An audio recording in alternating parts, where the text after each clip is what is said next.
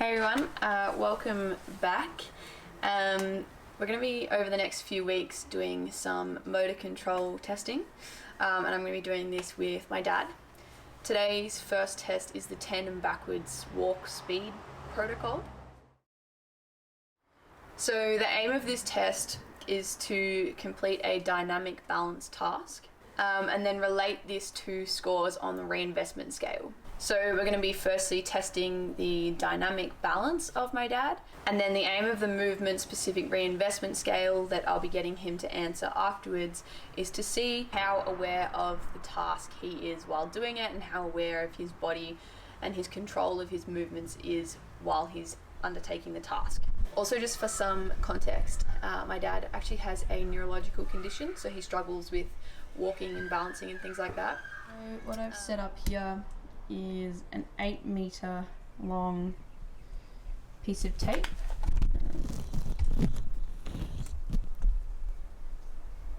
8 meters. There's a mark at the 7 meter point, and there's also a mark at the 1 meter point.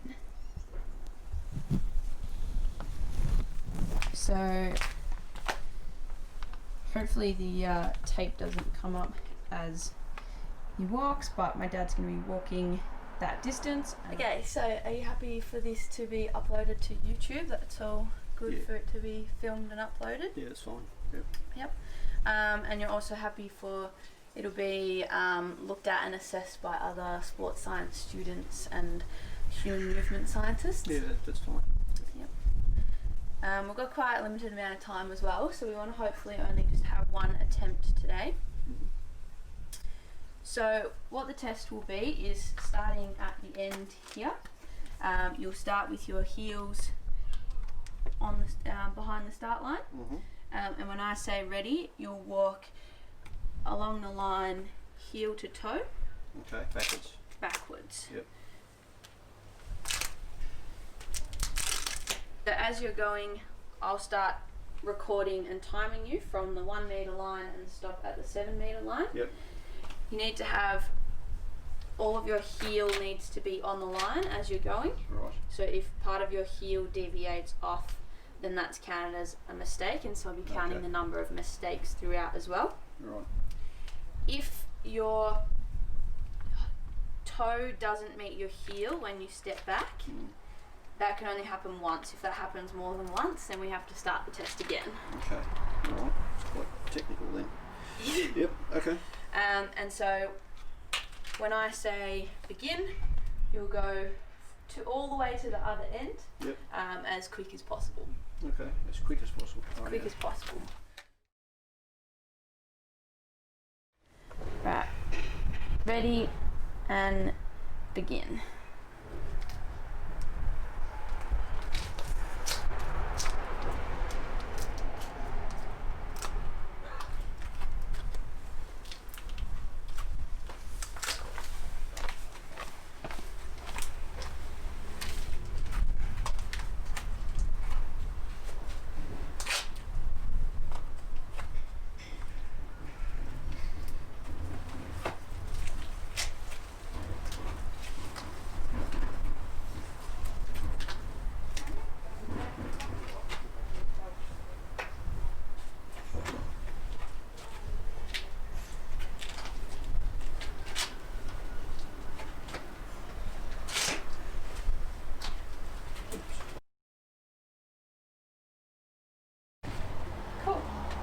So now I have a questionnaire for you to answer. I'm going to ask you these questions and then we can review your results at the end. Okay. So your results for the test, the time it took you to go was 36.1 seconds. Yep. And you made 4 mistakes along the way. Yeah. So the time it took you, based on the normative data, is quite poor. So slow and too many mistakes. Yeah. On your reinvestment scale, you had an average score of 5.5, So relatively high, again based on the normative data. It's not as high as people who are prone to falls, but it's also not as low as people who are non-fallers. So ideally, there's probably some improvement there for your balance. So based on the results, you've probably got some improvement for your balance and your dynamic balance when walking, because that's what the test measures, is your dynamic balance as you're moving. Okay. And then the reinvestment test is how conscious you were of those movements. Right. With the reinvestment scale as well, because you have a relatively high number, that means you're more likely to be thinking about the movements, and so you're conscious of the movements rather than having learnt them unconsciously. Understand. So you're more likely to reinvest the learnt movements and be thinking consciously of them as you're undertaking the test. Right. So one way that you could help to improve those results would be to practice errorless learning.